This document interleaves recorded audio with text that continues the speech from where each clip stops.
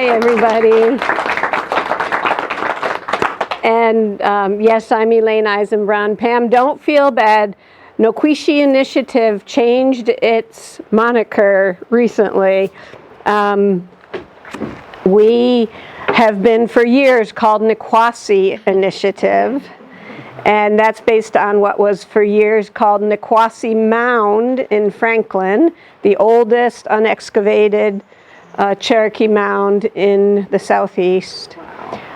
But one day we were in tribal council, and one of the elders, who's also a first language speaker in Cherokee, said, please, you guys, get rid of the anglicized version of that word and use the Cherokee pronunciation, which is Noquisi.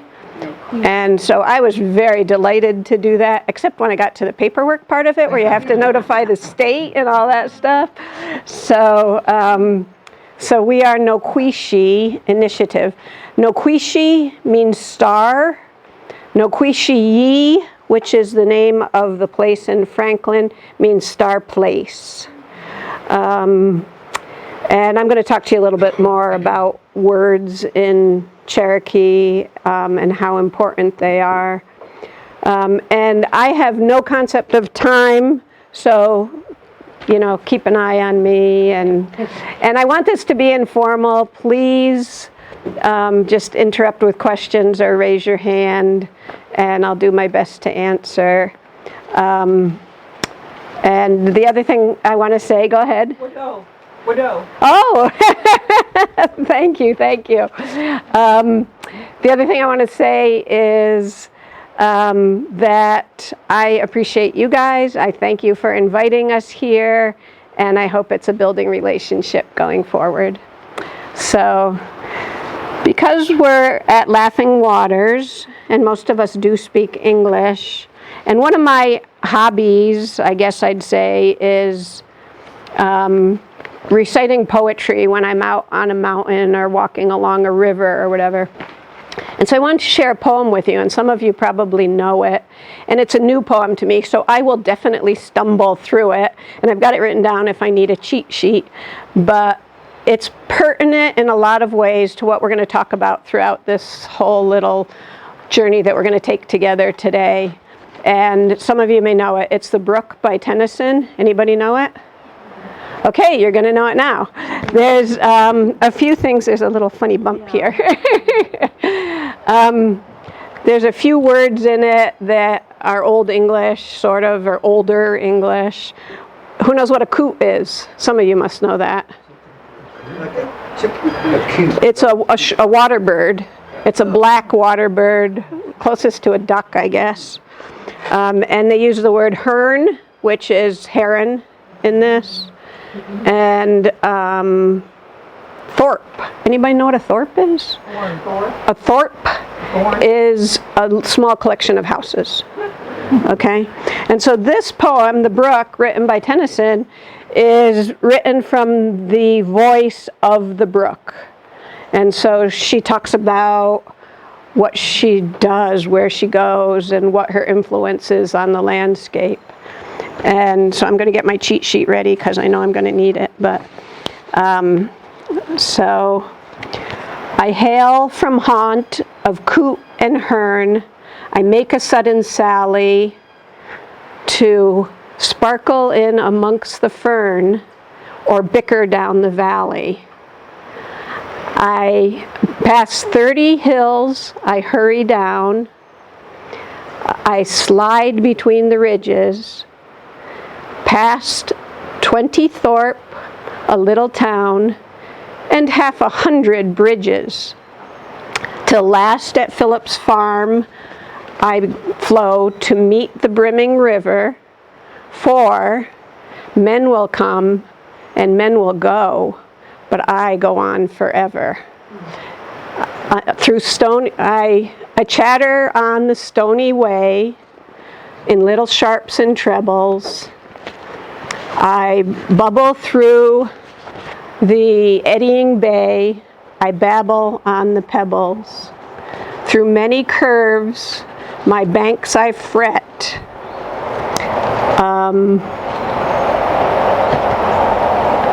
By many a By many a field and fallow. Thank you, you looked it up.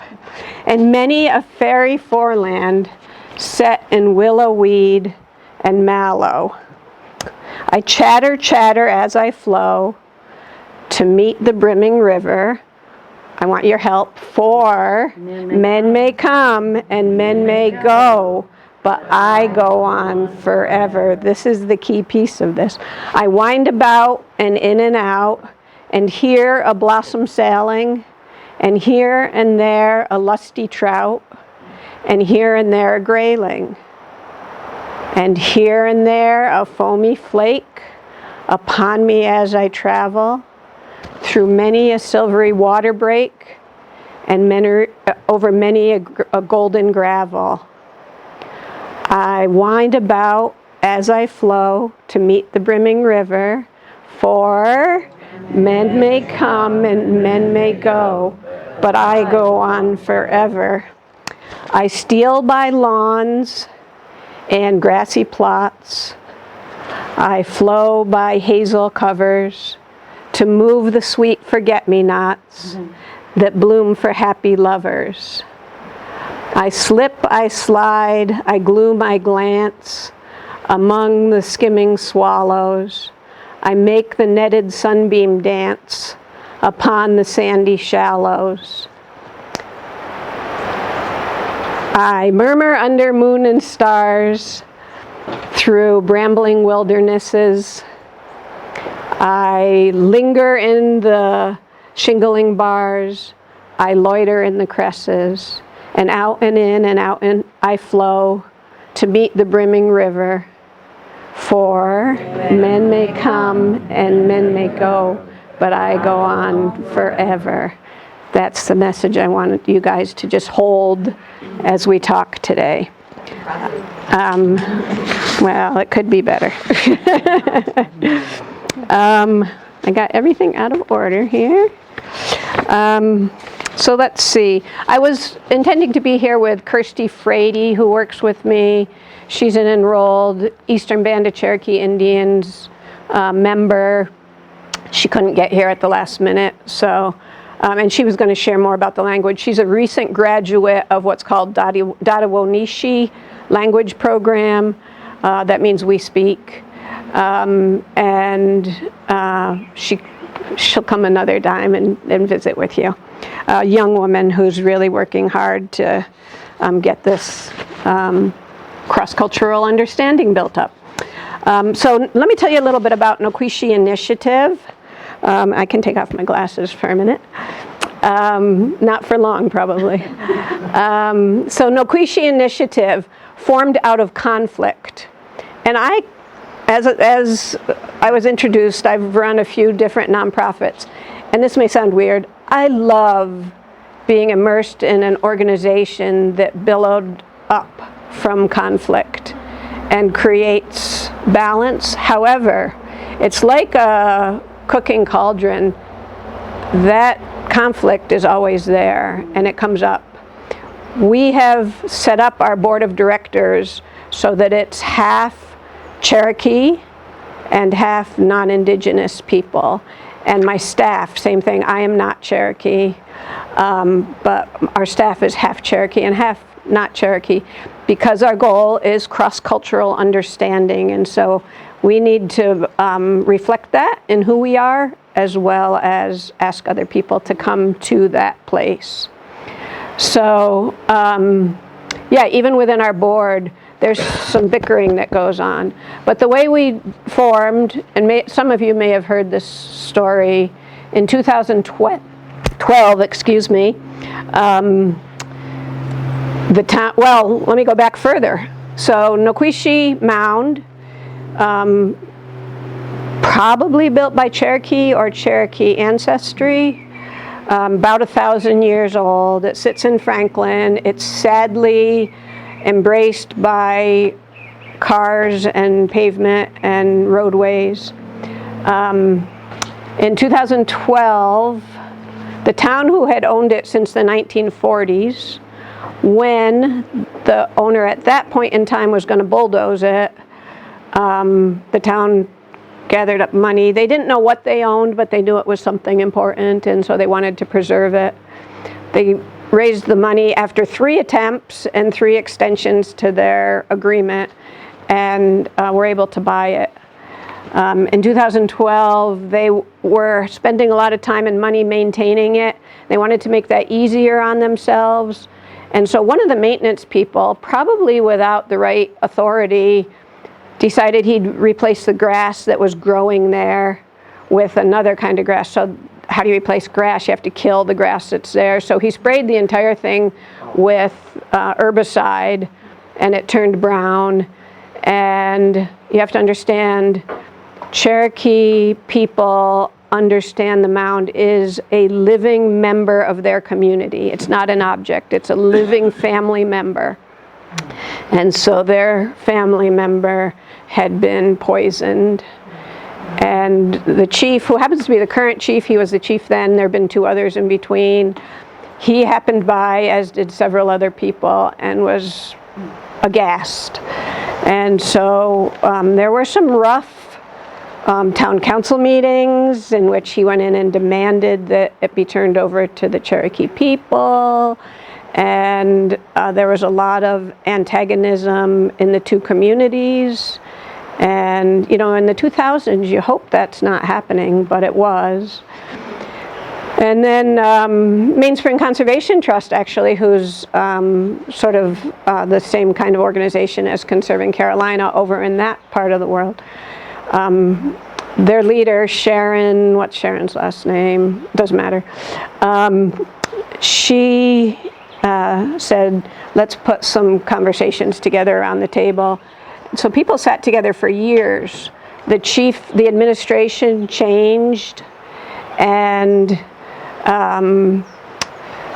Chief Sneed eventually became the chief. He was the prior one to the current Chief Hicks. Chief Sneed, like the current chief, was a very wise and forward-thinking man, and he said, we can't take this from the town, and we can't leave it with the town, because then you have a pendulum that's swinging from side to side, and it never comes to rest in the middle. And so he suggested that a third party be developed, a nonprofit, to hold the deed to the mound, which is all against Cherokee understanding to begin with, Right. and steward it, caretake it. So that's us. That's how we came to be. So we did sort of blossom up out of conflict. And it's really a beautiful place to be, because you can always problem solve and find new ways forward.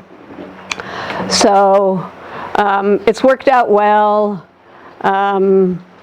Yeah, so that's who Noquisi Initiative is. I came on as the first executive director. I'd worked for several other tribes and had a lot of experience in nonprofit management, so it just fit. And I can't just sit still and take care of one place. So it's just not who I am. And so we started a whole lot of other projects, which I'm going to share with you. But not yet. I want to go back to the poem and the waters and all of that. And as I said, please do raise your hands if you have questions. How do you spell Noquisi? And we usually spell it Noquisiyi. After the first F? Noquisiyi.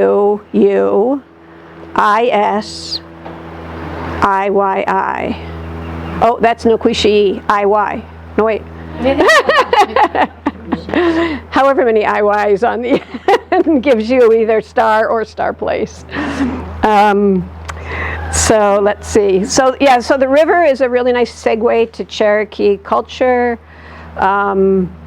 Cherokee call flowing water long person or long man. The actual correct terminology is long person, but traditionally been called long man. So both are used. And the reason for that is because the river's head is in the mountains and its feet are at the sea. So it's a long individual. I'm also share now. And I was just at a meeting day before yesterday, with a group called the Earth Keepers, who is a group of Cherokee elders and Cherokee language speakers. First language speakers is what they call them, the ones who were raised with the Cherokee language. And the Earth Keepers are working to find a way forward to reconnect with the lands and share interculturally the lands and the understanding and the caretaking of them. And so I interrupted myself. Where was I going with that? Yeah, that's okay. I'll come back to it because I'll remember it eventually. So Cherokee people use long person for a lot of different purposes: to cleanse mind, spirit, and body, to increase strength. You've heard of stickball, the Cherokee game. All stickball participants fast for, I think, 3 days before each game, and then they go to water. It's called going to water, and there's a special ceremony which is not shared outside of the culture. And the water, it brings healing, it brings strength to the stickball players, people who are going to war. So stickball is called little brother of war because it was used to avoid war. If two tribes were having a problem, and instead of fighting, they would have a stickball game, and that would resolve the problem. Brilliant. Yes. So yeah, water and laughing waters, which I think it's beautiful that this connection is made, is inherent in the Cherokee people, who they are and how they see each other and the places here. And so what I've done is bring you some Cherokee syllabary. The syllabary was developed in the 1800s. It was always only an oral language. And when I was with the Earth Keepers, I really had a lot of epiphanies. There's one man amongst them who's like the most wonderful wise man you could ever sit in front of and listen to and just let your jaw drop and enjoy. And he was speaking, and he told us a lot about the language, a little bit about the language because it's so in depth. And so I've got another copy of this. Is that the one what Sally did the alphabet? It was Sequoia. Sequoia. Yeah, that's where I wanted to go with it. Sequoia, and not with any ease. A lot of people didn't want him to convert to a written language. The oral language, and that's what I was going to say with the Earth Keepers, the oral language allows for both continuity and change. It's like playing telephone. The message might change a little bit to fit the needs of the moment, but the beauty of the message comes through. The language is also a verb-based language, not a noun-based language. And so you would never name a place in Cherokee, or the Cherokee would have never named a place Joe's Place, or something like that. It had to mean something. Because everything was oral, when I said to one of you, I've been to Laughing Waters, that word has to describe carefully where I've been and what it means and what I've been doing there. So this is one of the phrases I wanted to share with you. Water is life, Ama Ganida, and it looks like there's a V there after the G. In Cherokee, that letter is said like a short U whenever you see that. So, and I've got it posted up over here. And I'll show, I could pass around some of the the syllabary chart. Here, I'm going to give you that. Or you want me to hold it? Either way, whatever you feel is best for the group. This is what the entire syllabary looks like, and I will pass this around. Do you have copies? I have like 2 or 3, not enough for everybody. Wait. Yeah, take a picture if you got a phone. Good thinking. So across the top are the vowel sounds, because syllabary doesn't have consonants, it has syllable sounds. So every of what we would call syllable down this side has to pair with a vowel. So for example, here's the M sound with the O sound, so that would be mo. Okay, it's that symbol represents in our language 2 sounds, but it's only 1 sound to the Cherokee. So that one you can pass around. So, and then this one,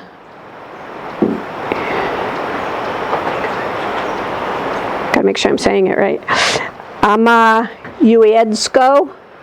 That's Laughing Waters. So, and the gal who was coming with me painted a canvas for you of it, and she said we'll get it to you at some point. It's nothing fancy, it's just a little kind of swirly background with that on it. So Love it. I'll give you that one too.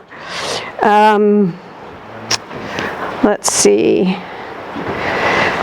So also with the water, and I mentioned Long Person, the Cherokee have started a program that our organization kind of facilitated called Honoring Longman.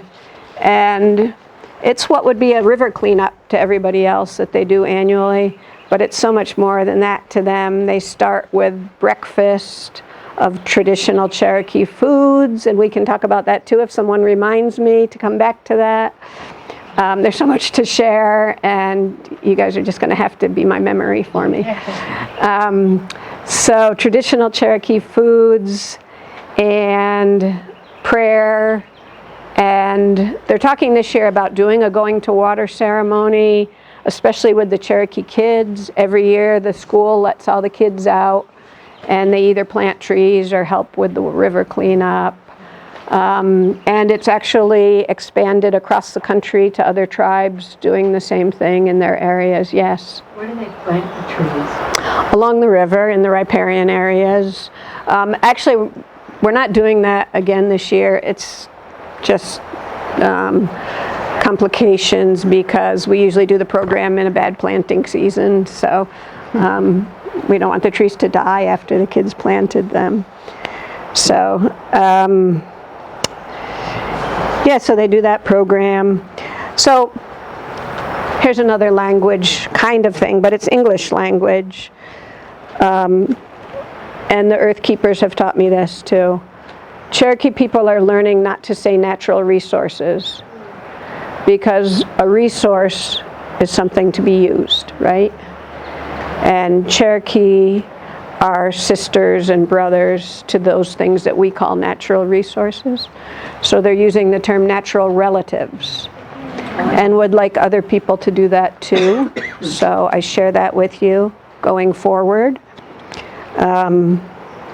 And hopefully I'll remember as we're talking here to do that. So the Cherokee understand that every living being and every non-living being has a role amongst the natural relatives, except for the humans. And so the humans have been given a gift to visit and to steward, actually, amongst all the other natural relatives. And what it's about is about being in the right place at the right time to do the right thing, as we would call responsibility. And so that's the Cherokee understanding. Now, I'm not going to tell you that every person in the Cherokee community living on the Qualla boundary understands that. Everyone is learning, not just us, but the Cherokee people are relearning their own understanding. And fortunately, there's a few elders who can still share that. Can I ask a question? Absolutely. Is there a resurgence of interest back into? Absolutely, very strong. They now have a Cherokee language immersion school. They're down to in the Eastern Band. So remind me to come back to the school. The Eastern Band is one of 3 federally recognized Cherokee tribes. The first one, I'm going to start with United Gadua, which is in Oklahoma. The United Gadua Band is composed of the, you might say, early adopters during the Trail of Tears period. They saw the writing on the wall, and they left and went to Indian country prior to being forced. So that's the United Gadua Band. It's the smallest band. And then you have the Cherokee Nation, also in Oklahoma. And the Cherokee Nation is by far the largest group of Cherokee people. And that's the group that was forcibly moved there. And then you have the Eastern Band of Cherokee Indians, which is here in western North Carolina in the original homelands. And it's composed of people who were harbored by friends who were not Indian, people who hid out in the mountains and were able to avoid being forced to Oklahoma, and people who got to Oklahoma and as soon as they weren't being watched turned around and came back and walked that whole thing over again. Yeah. In fact, the Trail of Tears annual Remember the Removal ride just got to Oklahoma to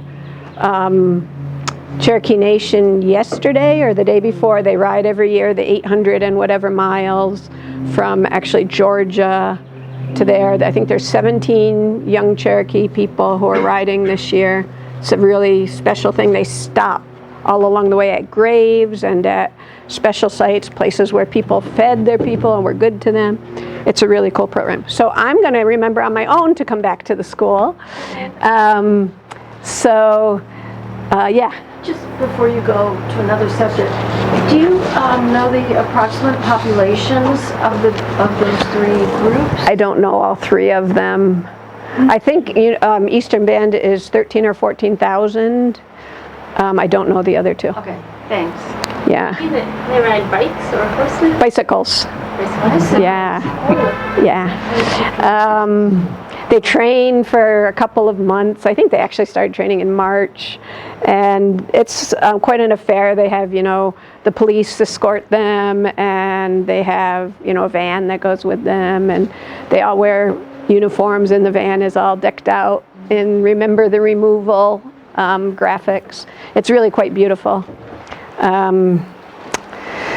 So let's see. Back to the school. The Eastern Band now has had for a little while, the new Gadua Academy. Gadua is one of the mounds. It's the mother mound. It's in the Brayson City area. It's very hard to see. It's quite small now. It was big. And it's one of the mother towns. And so the mother town is where all Cherokee people came from. There's 2 mother towns that I know of. There might be more, but Gadua is the primary one. So Cherokee people call themselves the Gadua people. Ani Gadua. Is that correct? Did I say that right? I think so. It's Noquisiyi, where thank you for asking. So along with, yes? So what is the mound? Oh, excellent question. Yeah. And I'm going to talk about several mounds. There's a lot of mounds in what we call the Cultural Corridor, the central portion of the original homelands. A mound, I'll talk about Noquisiyi. That's the one I know the best. Noquisiyi is what's called a platform mound. Most of the mounds around here are platform mounds. The other mounds in other places can be burial mounds, but most of the ones here are not. Platform mound was built up using baskets of dirt, often when a Cherokee family was building a new home or a farm, and remind me to tell you what the farms are all about. They would take some of that dirt to help build the mound. And so the mound at Noquisiyi, has anybody ever been there? You should go if you haven't. It's not a burial mound. Okay. It's a platform mound, yeah. It's 6 or 8 of these gazebos, probably about the same height and quite a bit longer. So can you imagine carrying baskets of dirt till you have something that big? The platform mounds are used, they're a platform for the council house to sit on. And the council house was the place where everyone could come together for ceremony, for decision making, problem solving, etc. And when a council house would decay and get old, what they would do would be build more mound on top of it and build another council house there. They didn't tear it down. So inside Noquisiyi, and we know this from ground penetrating radar, no one has excavated and no one will. That will never happen. We know that there's a hearth inside, which Cherokee lore will tell you is still alive and still burning. That was from an earlier council house. And they do believe that there is one chief buried in there, but it's not considered a burial mound. Also inside Noquisiyi are the Nunahi. The Nunahi are warriors that are invisible until they want to be seen, much like the little people, which I'm going to talk about. The Nunahi come out of the mound occasionally to help the Cherokee when there's a battle and the Cherokee need assistance. So there's 2 recorded times when the Cherokee have been aided by the Nunahi, and one was a battle with another tribe, and the Cherokee were losing the battle, so to speak, and suddenly a great chief-like person came and talked to them and said, go back to your families and we will take care of this. And the Cherokee didn't know really at that time who or what that was, but masses of warriors came out of Noquisiyi and overwhelmed the people who were coming in to harm the Cherokee, and the battle ended. And the second time it happened was during our Civil War, and the Cherokee who were battling in that got help also from the Nunahi. So that's what's inside of Noquisiyi anyway. Yes? Is it a townhouse? Is Nikwasi a traditional townhouse? The Nunahi. Oh, of the Nunahi. So I think that the townhouses that you're speaking of are more the little people. Yeah. The Nunahi, no, they just live inside the mountain. You could call it probably a townhouse. That's a good question. But yeah, they're just living in there. Wait, who are the little people now? I'll come to that, okay? The little people live here. Most of the, I'll go to it now. Most of the recorded information about the little people from a man named James Mooney, who was an anthropologist long ago amongst the Cherokee, and a lot of the written history that we know comes from him. He talked a lot about them in this Hickory Nut Gap area. They live in the mountains.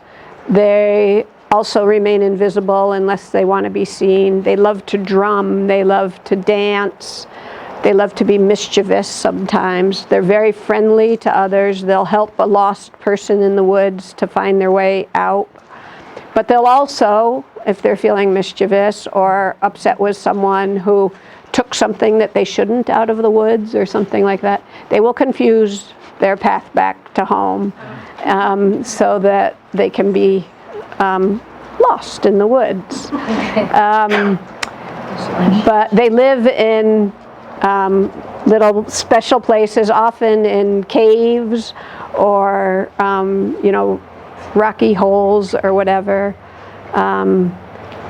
And Cherokee, if they ever take anything out of the woods, they always ask permission of the little people before they take it. Little people, is it okay for me to take this mushroom or this rock or something like that? Yeah. So back to the language and the school. The Cherokee have Nugadua Academy, which is an immersion, only Cherokee spoken their language for K through 6, I believe, grades.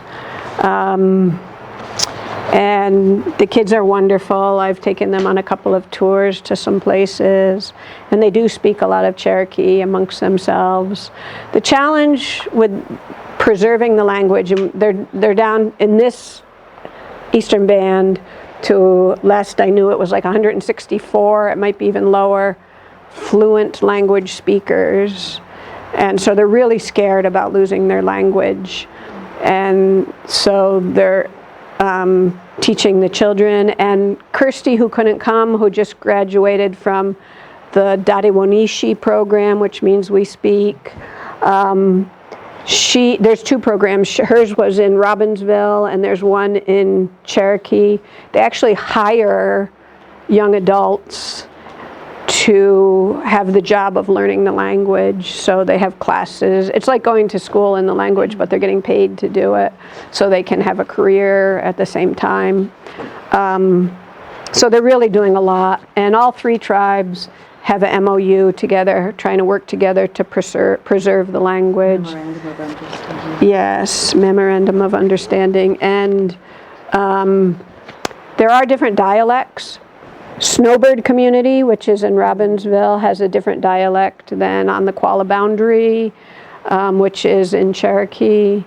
And very different. When you said Wado, it threw me off because that's Cherokee Nation language. Cherokee Nation has a different dialect or some different words than Eastern Band. They can understand each other, the fluent speakers, but it's like speaking to somebody with a different accent in our country, maybe a little more diversified. So keep asking questions. Let's see. I will say, the fellow who I was listening to at the Earth Keepers the other day said, we will no longer say we are from this place. And I've heard him say this before. He says, I'm from Oklahoma. That's where I was born and where my family raised me, because he was born there. And he says, I think he was in his 30s when he came back to the homeland.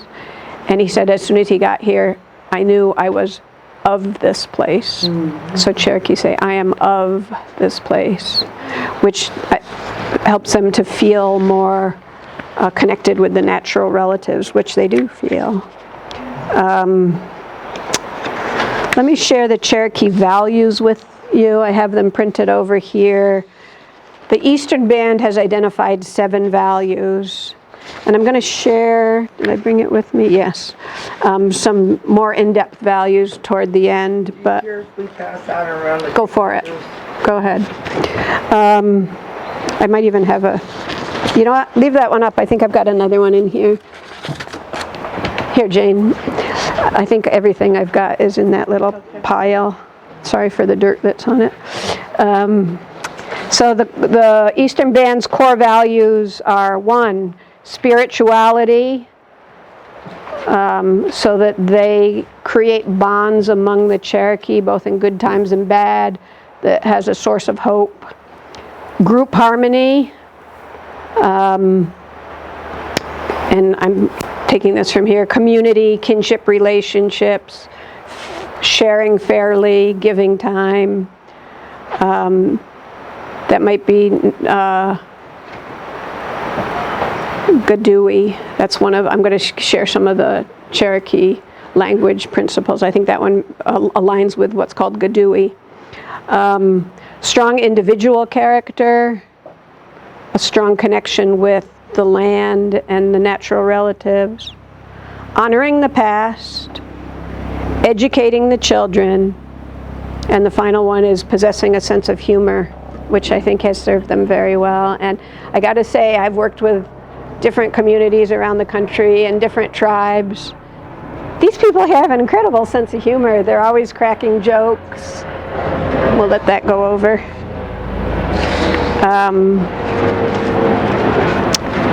And let's see, I'm sort of jumping around. Tell me if you need me to sort of segue back to something else. Along with the Cherokee values, I want to share this story that I was taught by the same gentleman. His name's Tom Belt. What's his last name? Belt, like we wear on our... Tom Belt. Yeah.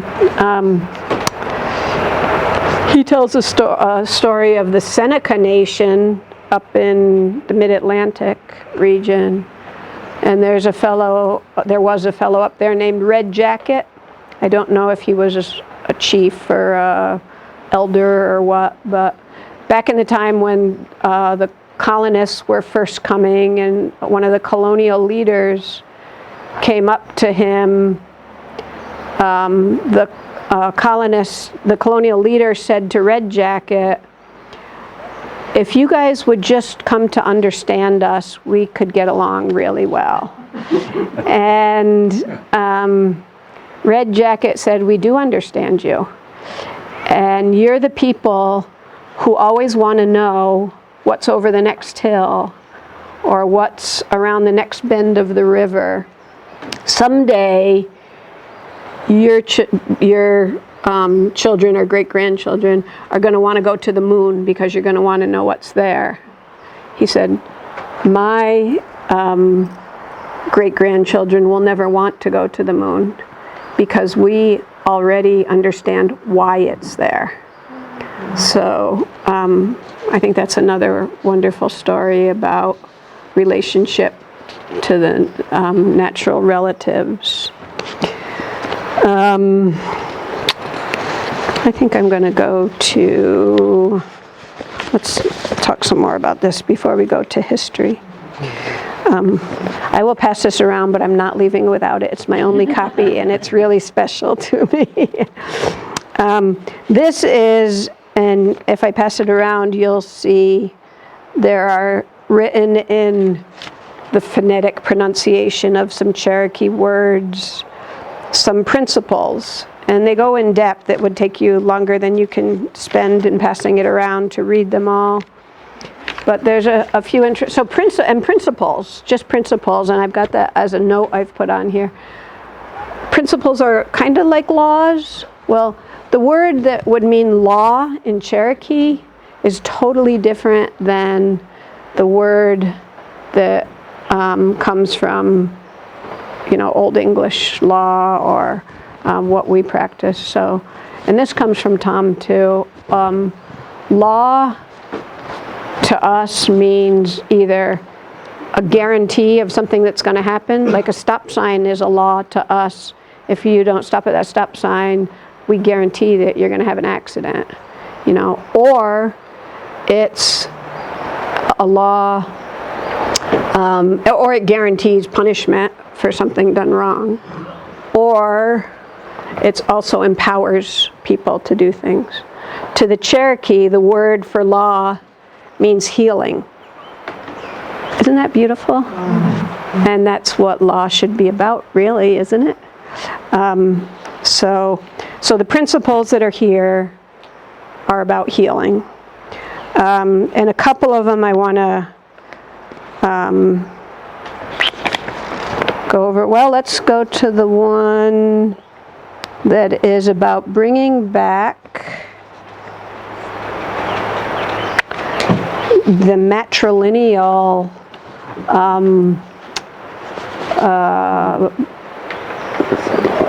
formation of the Cherokee people and understanding. So women were very important in past Cherokee culture. They're regaining that today. The Earth Keepers teach us that the terms for love, wellness, health, and earth all stem from the root for woman. And the women were the ones who held a lot of responsibility for making decisions about whether to go to war. The women were the farmers to the Cherokee of long ago. The men were more of the hunter-gatherers. Excuse me. It's a matrilineal society. A child born to a family takes his or her mother's clan, not the father's, and name. But that all changed, of course, with the forced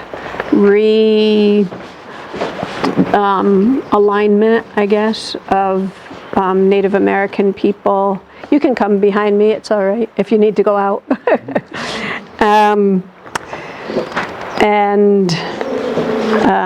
They have a lot to learn in this, so when... He's protecting us.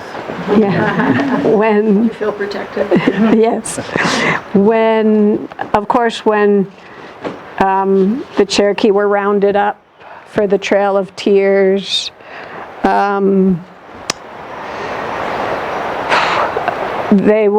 everything was taken from them. And you've heard the stories. You've heard about the boarding schools.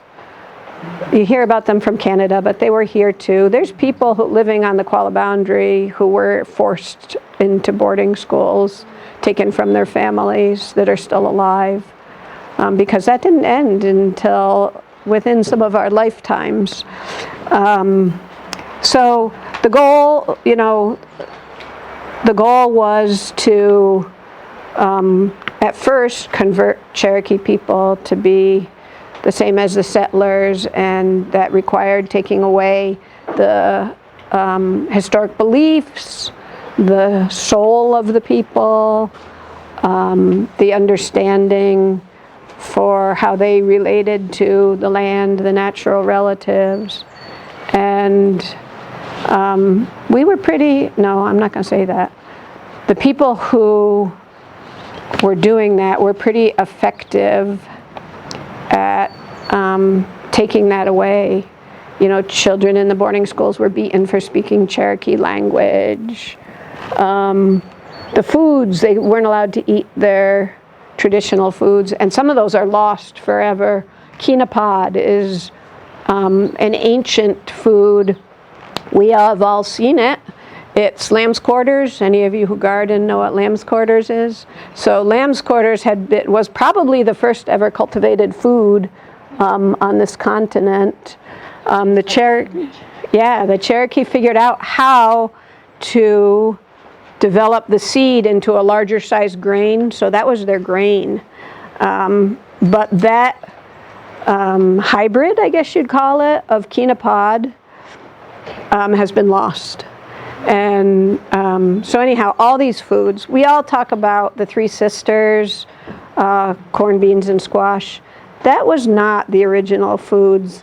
That was the more recent Cherokee foods. There was maygrass, and of course, all the things that could be collected in the woods, nuts and the wild game. Sochan. Yes, Sochan, absolutely, which is cut leaf echinacea to a lot of people. Kanuchi? Yep. Yeah, you know any more? Several. So anyhow, lost my track again. The foods were taken away and caused a lot of what are today's health problems among many Cherokee people, because when they got to Oklahoma, they were given sugar, flour, and I think beans. The beans were healthy, but they couldn't live on the sugar and flour without, and that's where fry bread comes from. Fry bread is not a traditional food. It's a fun food that Cherokee people like to consider traditional because it's recently traditional, but it's not authentically, anciently traditional, and it's not healthy. But yeah, absolutely. Very high level of diabetes. So anyhow, the women are one of the values that I wanted to share. I mentioned Gadugi earlier. That's actually one of the values that our organization has adopted. It's about coming together in community to help each other. Let's see. Yeah, the natural laws. So Cherokee people are impeccable scientists. And if you think about it, any indigenous people, and we all come from some indigenous people somewhere, somehow, someplace. Indigenous people have to be great scientists. And Cherokee are really, really good at it. It's about observation and learning and putting what you've learned into practice. And so that's one of the values in here, is to remember to continue to practice that observation and science and learning. So I mentioned a little bit about the trail. I will pass this around, but don't get lost in reading it. Just glance. You can take pictures. Actually, let's not take pictures. I don't know if I'm free to let you do that. It comes from the Earth Keepers. I'm going to have to ask not, but take a peek at it.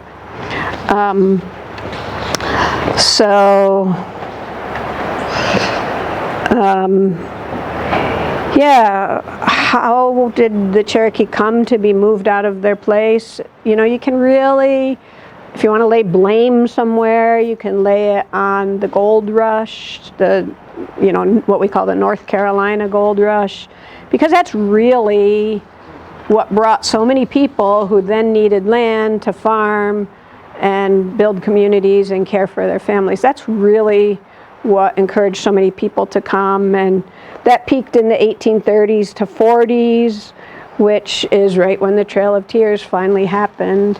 You know, there's a story about Junaluska. A lot of people think Junaluska was a chief. He was not. He was a warrior. There's a story about Junaluska did join up with the British forces. I think that was one of the big mistakes, unfortunately, Cherokee made. They aligned with the British during the Revolution, and I think had they aligned with the Americans, they might be in a better place today. That's, who knows for sure, but I've heard other people mention that too. So anyhow, Junaluska joined up and was fighting in the Revolution with a cohort of Cherokee people that had come down from the homelands here, up in the mountains. And Andrew Jackson was fighting in that war, and he was about to be terminated by someone from another tribe who was also fighting in the war for the Americans. And Junaluska saved his life because he understood how to fight the other tribe. And so, all this was happening. The settlers were wanting additional lands for their people. The Cherokee were in their way. They wanted the government to move them out. And there's a whole thing you can delve into, all the broken treaties, and the treaty that was illicitly signed and unfortunately passed through our congressional bodies by one vote, but it was brought by a group who claimed to represent the Cherokee people. They were Cherokee, but they were not representing the Cherokee people, and they signed the Treaty of Echota that allowed for the removal. When they got back home, let's just say it wasn't very pretty, because the other Cherokee had not wanted that to happen. The vast majority, it was like 6 against thousands.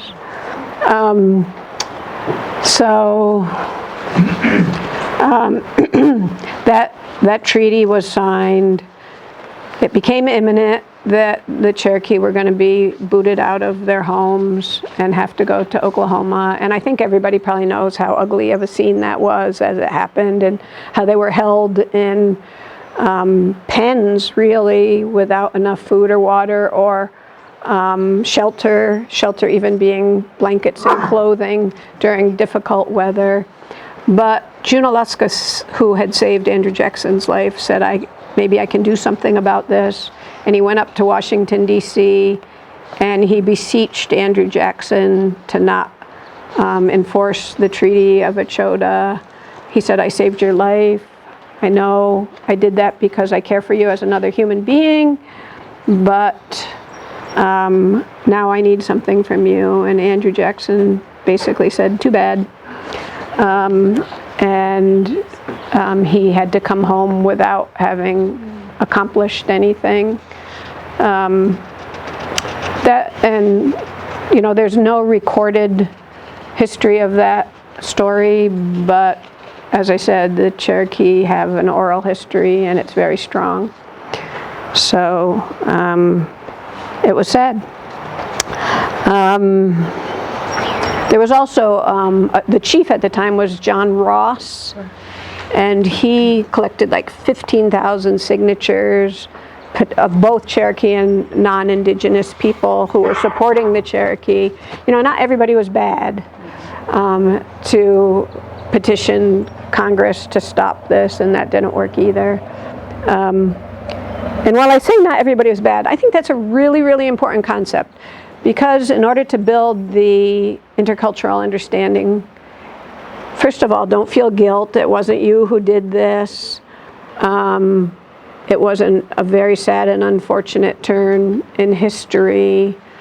We need to look through the windshield sometimes more than through the rearview mirror, but we need to take on that responsibility that Tom taught me about, and I'm sharing to you guys, to do things right going forward.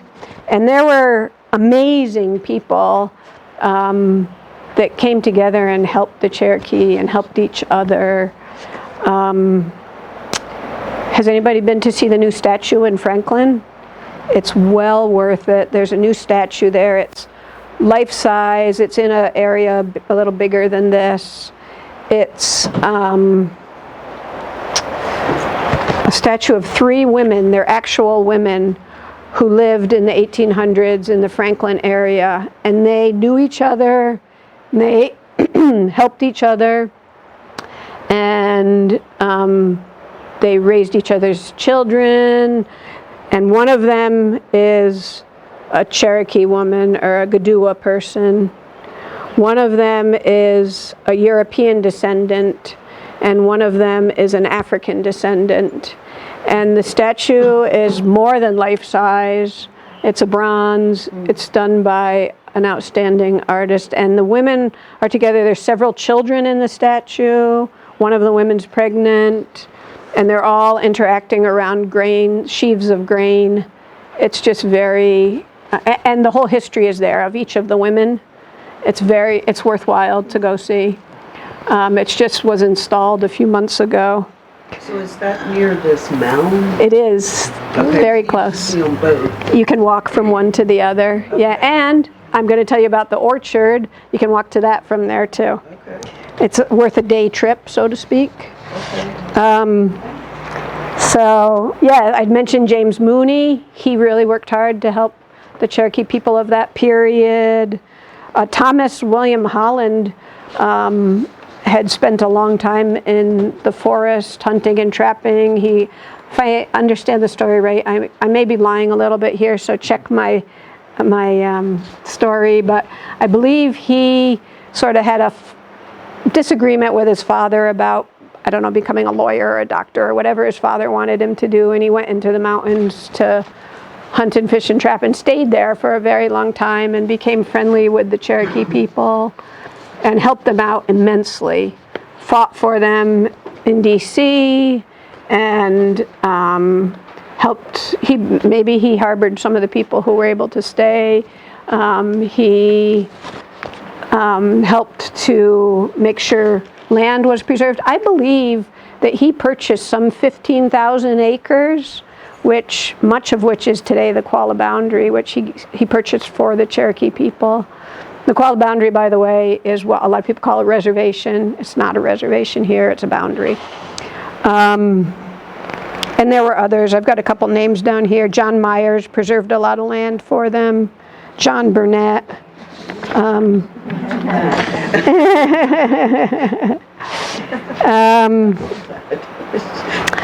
So, let's see. I already told you about the little people. I've got that on here to talk about. This area here, I think part of the reason that the little people were recorded here was partly the ruggedness of the country. But also this part of the mountain range was known as the Great Blue Wall. And that's because it sort of formed a natural boundary where the Cherokee could monitor what was coming through toward where they were. And of course, you know, everybody was great traders. Things from the Midwest are found in archaeological digs here, and from Mesoamerica are found in archaeological digs here. So they were all moving about and sharing. But this was, according to Lamar Marshall, who's a great historian, who, yeah, he's a great map person. He's the one who taught me about that. Everything I'm sharing with you is what other people have taught me. So anyhow, that's kind of special about this area right here. Did the Cherokees live here? Now? Yes. No. Oh, did they? Did they? Was this considered Cherokee? Yes, this begins to be sort of a melding of Cherokee and a couple of other tribes. But yes, this was Cherokee territory, yes. What were the other tribes? Yeah. Catawba. Yeah, Catawba and, In South Carolina? no. What did somebody over here say? No? Do you know? One that starts with a Y. Is it UT? No. The Sarah. Creek. I believe it was a creek. Yeah. I think those are the two. There was also some movement up from the Florida, the Seminoles, up this way. I don't know that part of the history all that well, so it'd be worth looking up. Yeah, yes. I was really grateful for one time here that this place was also called Suwali Muna, Which means? the place beyond the rocks. Cool. Very cool. One more factoid, the little people are in stories at Tallulah Falls, Georgia. So That's right. Can you say that a little louder? the little people also are in stories, the old lore from Tallulah Falls, Georgia. So it was through Georgia and up through Appalachia, the little people could live. Yeah.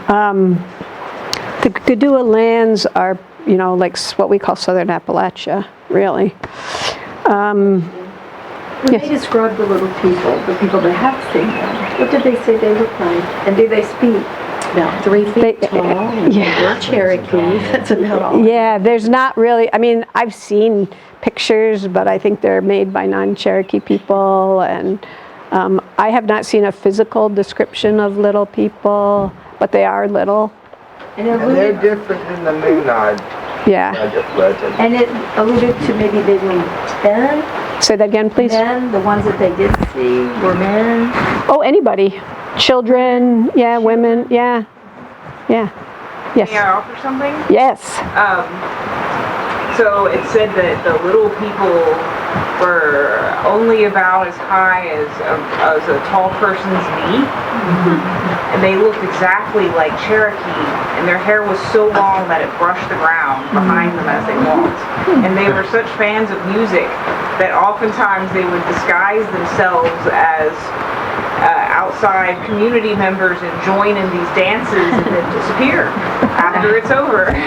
And they would use music to lure people away. You know, the ones I told you when they were being mischievous, they would use music to lure people off the track. Yes. I'm not sure if it's the museum in Cherokee or the museum in Washington. They have posters of the little, it has the long hair. I love it, I have one, so. Yeah. Nice. Did you have your hand up? Okay. So, speaking of science, I want to go back to talking about the mounds a little bit. Am I running over time? It's about 10 to 12. I want to be respectful of your time. 10 to 12? We've been here 2 hours? Well, we started about 11:15. Oh my gosh. Gotta stand still here. Let's talk just, I only have a few more things and I'll go through them a little quickly. The mounds. They're not just, first of all, I said I'd come back to the farms. The farms were around the mounds often.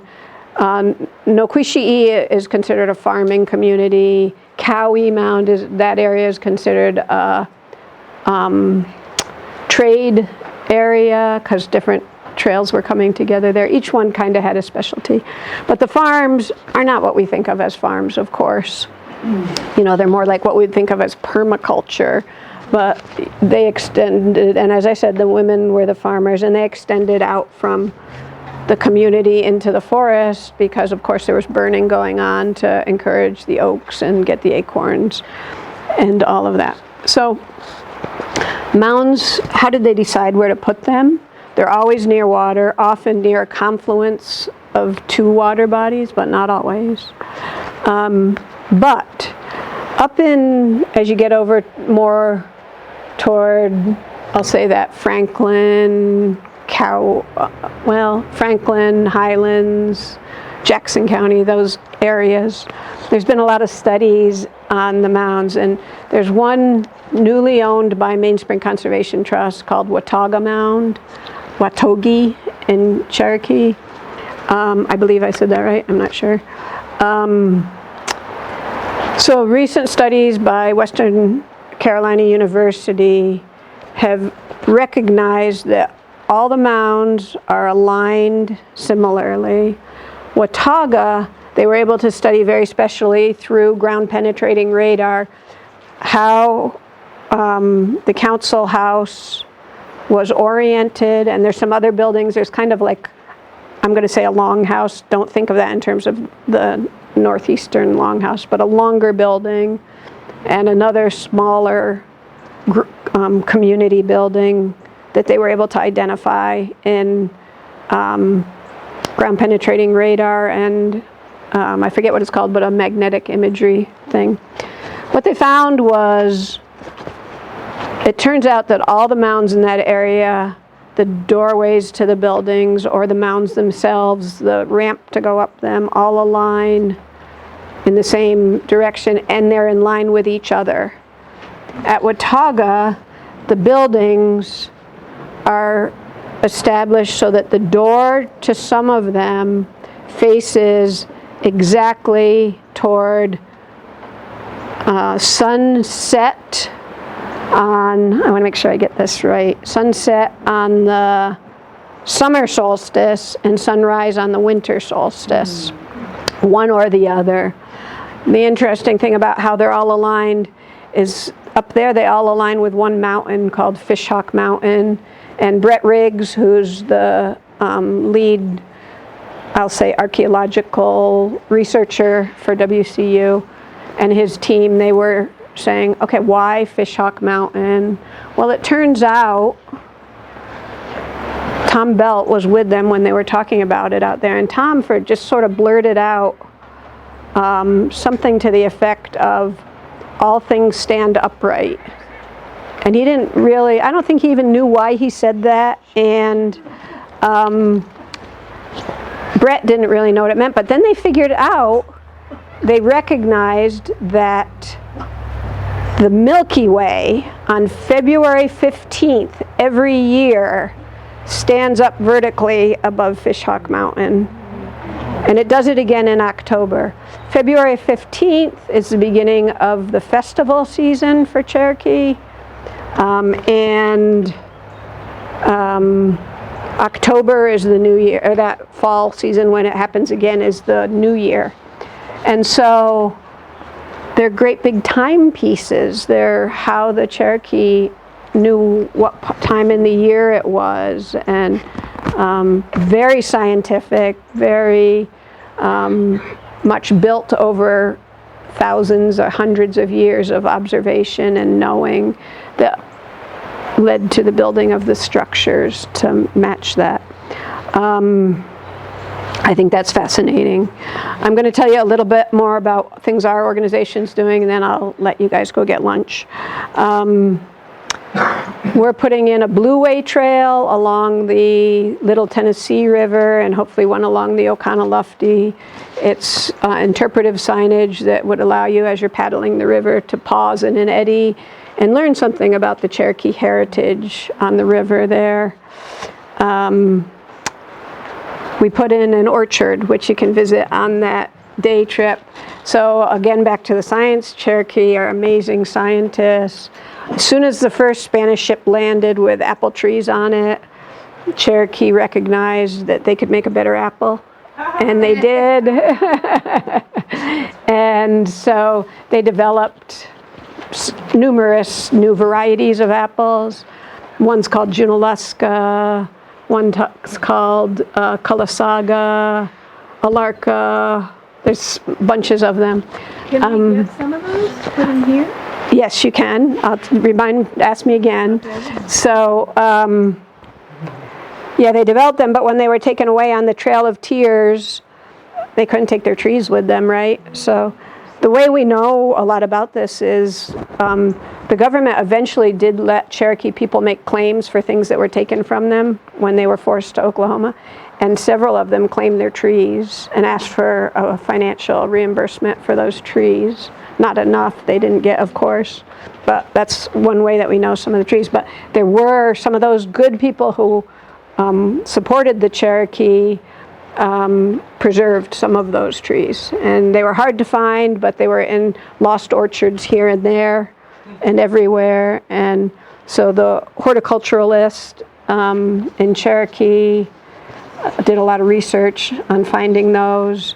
And we wanted to install an orchard, and he worked with us. So we've built in that area the first ever indigenous orchard in the country, and people can go there and visit. Have you ever worked with indigenous forest farms? No. Well, so the Cherokee at Home Mountain, which is by Cowee Mound, was the first in the nation community forest. They will do some farming there, but and they do what's called cultural burns. You've all heard of prescribed burns. A cultural burn is different from a prescribed burn, and they're starting to study that and try to rebuild that science. But no, we haven't done anything with forest farms, but that would be cool. And someone just gave me some hazel, native hazel, to add to the orchard, so we'll have some different things in there. But yeah, so we were gonna try to, I said to my board, this was a very foolish thing for me to say, I should know better. I said, what if we started grafting more of these trees, and we could use them for a fundraiser, right, selling them. And as soon as the words left my mouth, I was like, oh, nuts. That was the wrong thing to say. So we can't make money off anything that was developed by... orchards you built? They're still... Specimens of those trees? They are, but there's a place that is able, because they don't have the same restrictions that we do, able to grow them and sell them. And it's the state of North Carolina, through the Horn Creek Historic Area site. Where are you? Lisa says hello. Oh, thank you. If you go back, say hello back. What's the name of it? Horn Creek, Horne Creek Historic site. It's near Pilot Mountain. Another day trip. Another day trip. And so you can buy them through them. We talked about getting some and giving them away since we can't sell them, but I'm learning. We all are. And what else? No, you can't get a true apple tree from a seed because they cross-pollinate, so it becomes a hybrid. And the last thing I just will share with you is on September 22nd at the Hickory Nut Gap Farm, we have a Cherokee Cultural Celebration, and Maddie has some of these flyers you can take with you. We'd love to see as many people as possible. And I have had the most wonderful outpouring through the gals who work with me of Cherokee artisans who are going to come as vendors, and I think we'll get the warriors of Anigadua to do dancing, and they'll do what's called the friendship dance. So they'll ask you to join in with the dancing if you so choose. We're going to have the Igali puppets, so if you know kids, but it's great for adults too. The puppetry in Cherokee, but they teach you what the words mean as they do it. And hopefully we'll have maybe some fry bread. We'll have hopefully some Cherokee foods. There's a Choctaw food truck that we might be able to get there. So please come out on September 22nd. It's a Sunday, noon to 4. Maddie's on the committee to help set that up. James McClure's house, it says... No, it's the farm. They're on there because they helped fund some of what we're doing. So really this started this project because David Hamilton, who's part of that family, came to me and said, we want to do something to honor the Cherokee presence here. And I said, well, how about we put up a sign at the trailhead? So we've got that sign. It's being printed right now. And really, the festival was supposed to be the unveiling of that sign, which it will be. But it's Strawberry Gap. Yeah, it's at Strawberry Gap, yeah. But it's just grown into so much more, and I think it'll be really fascinating. And you can ask questions that I've probably jumbled here and answered totally incorrectly of people who would know a lot more about them than I do. I thank you for having us, and you're welcome. I hope you not only learned some things, but will carry some things away in your heart that will help you and the natural relatives. Thank you very much. You're welcome. Have a great rest of your day.